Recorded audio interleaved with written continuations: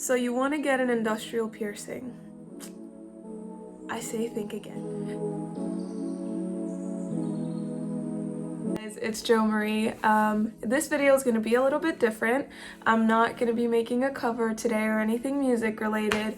I am trying to branch out and try making new videos on my channel, like different topics. I don't want to just be a music channel. I've been wanting to do this for a while, but I didn't really know what kind of things to do in my videos. I do know I want to start doing like vlogs and stuff like that, but I apologize if this video kind of disappointed you. You thought it was going to be like music related, but yeah, I'm still going to be posting new videos with like covers and stuff like that, but I'm not going to be doing that like all the time.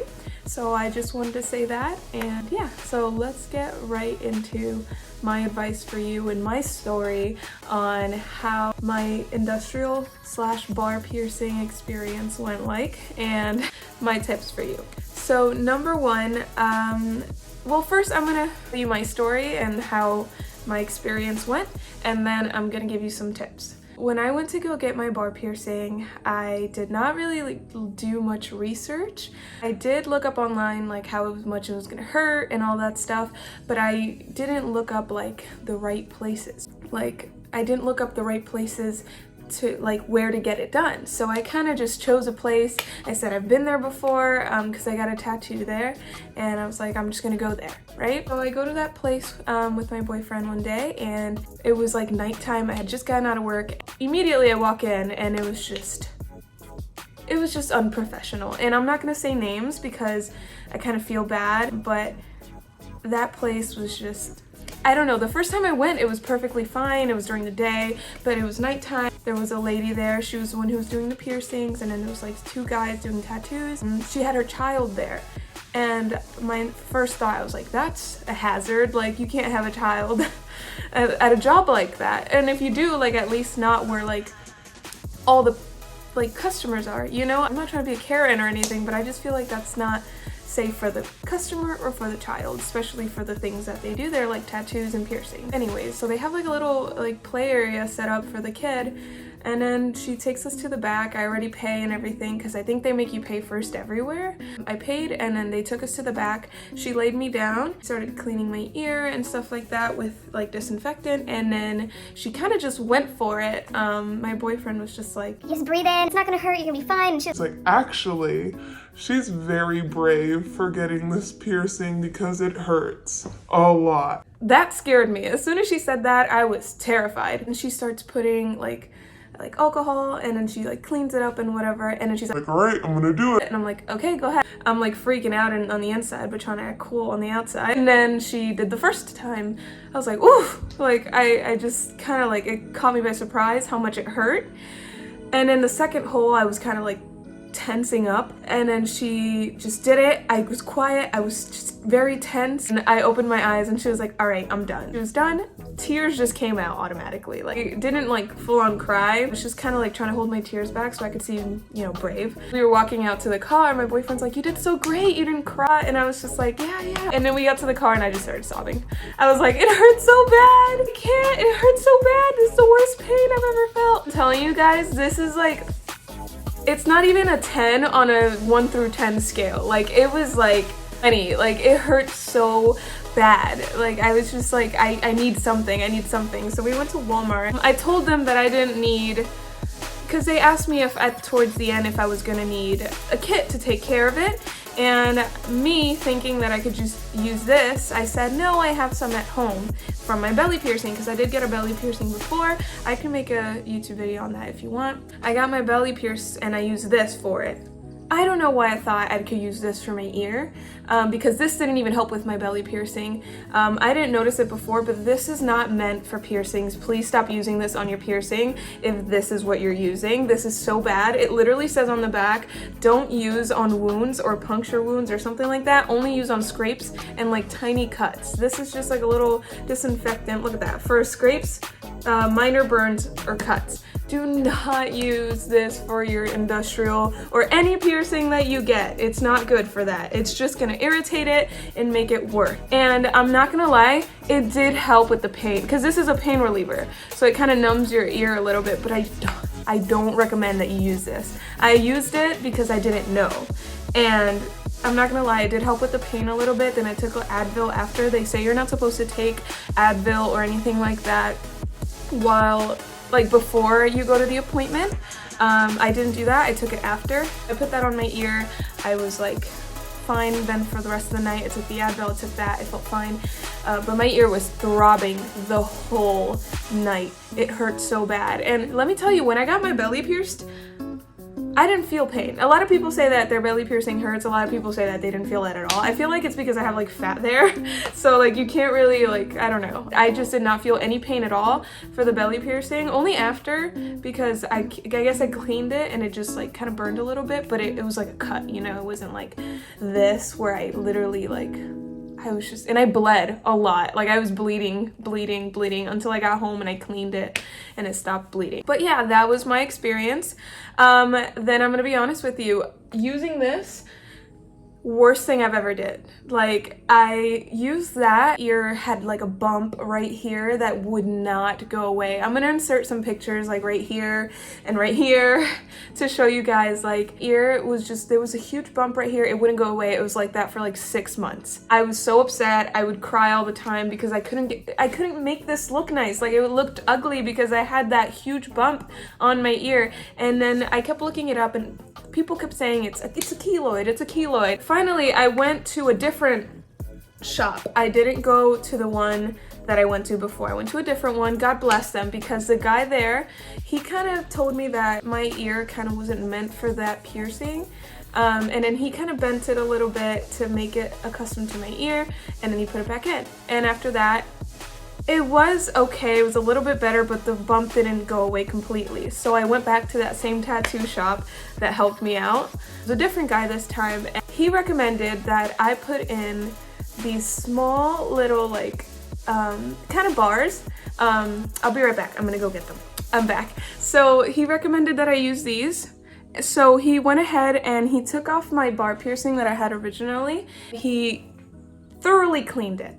He popped the 2 things that were on my ear. I don't recommend that you do this on your own. I recommend that you go to a professional like I did and have them fix it for you, because you can hurt yourself. You can probably cause a keloid to come in. So I recommend that you go, like if this happens to you where you get a bump right here, in any part of your ear, I recommend that you go to a different tattoo shop that is actually certified in piercings and tell them to, you know, take a look at it. They decide what's best for you, because either you could have a rejecting piercing or you can get those little bumps like I did.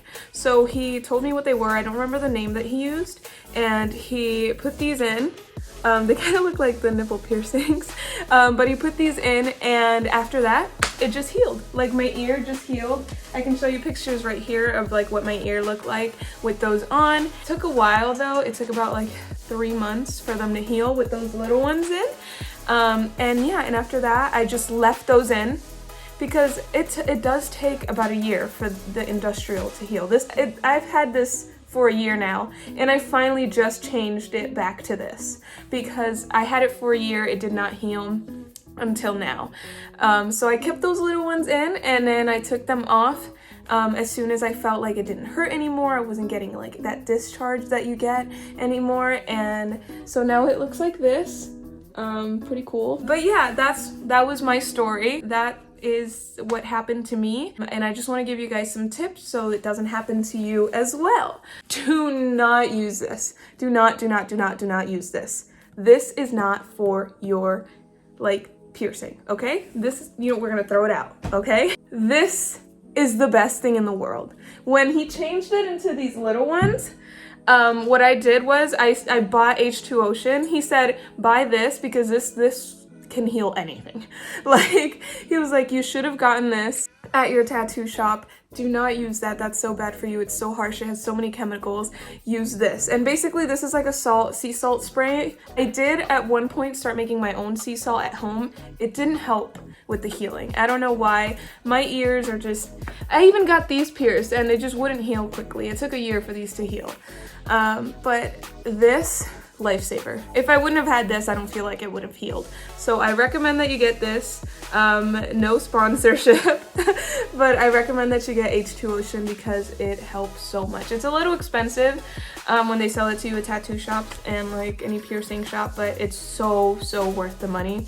I recommend that you get this. Also have it on Amazon for a lot cheaper, so if you want to get it on Amazon, go ahead. That's what I recommend using for the healing process. Also, the first thing I would do is check for someone who is certified in piercing. So there's actually, and sorry, I had to look it up real quick, but there's actually an association and it's called the Association of Professional Piercers. I recommend that you ask if they are APP certified. Like call up just a bunch of like piercing shops or tattoo shops, ask if they do piercings, and if they do, are they APP certified? If they are not, I don't recommend that you go there because the people that I went to were not APP certified, and I feel like that's why all of that happened to me. If they're APP certified, they will be able to tell you how to take care of your piercing, if this piercing is even made for your ear, and if it isn't, then they can kind of bend it to make it more comfortable for your ear so that you don't get the little bumps that I got. But that is my number one tip. Do not use that, use this. Make sure that they are APP certified. That is so important. You don't understand how important that is. Just call around, you know, don't just go to the first random tattoo or piercing shop that you see. Like just ask around, call people, hey, do you do piercings? Hey, are you APP certified? If they don't know what that is, then they're not. If they do, then great, then you should go there. I don't want to say I don't recommend that you don't do like your own saltwater things, but it didn't help me. It didn't help me at all. You can do that, like you do your own saltwater bath and you kind of have to hold your ear like this and it's super uncomfortable. You have to do it for like 5 minutes, 3 times a day. It is just not fun. So I say just get this. Get this. All you have to do is spray this on your ear like 3 times a day. That's it. And then wash your ear when you shower and stuff like that. Also, another way of healing it really quickly is just like doing that. Do not touch it at all. It's gonna get stuck in a bunch of stuff like your hairbrush, like beanies, hoodies, everything. Do not wear hats unless it's like a snapback or something that like it won't get in the way or caught up. I recommend that you leave your hair kind of like up if you're around the house. Sorry, I got cut off. I recommend that you leave your hair back, especially if you have long hair, because it just gets stuck all the time. And really good hygiene is very important. You have to wash your hair at least, like, it depends. Like, if you work out a lot, I recommend you wash your hair like 2 to 3 times a week, because getting bacteria in there is just gonna infect it and make it very uncomfortable, and you don't want that. You don't want that, so just make sure you have good hygiene. Wash your hair often if you like work out or do heavy like stuff around the day. If you're not really active at all, I'd just say like wash it once or twice, you know, a week, whatever. But yeah, really good hygiene is very important. I think those are all the tips that I have for you guys today. If you have any questions, just leave it down in the comments and I can answer them for you. But I hope you guys enjoyed this video and you think about getting this piercing, because 1, it's painful. I'm not gonna lie to you, it was very painful. 2, it's really hard to take care of. So make sure that you have that commitment with you and that you're willing to go through this long year, because it's gonna take you a year to fully heal. No matter how good you are at healing, it's gonna take you about a year. So yeah, I hope you guys enjoyed this video and you take it into consideration. I hope you have a great day. Thanks. Bye.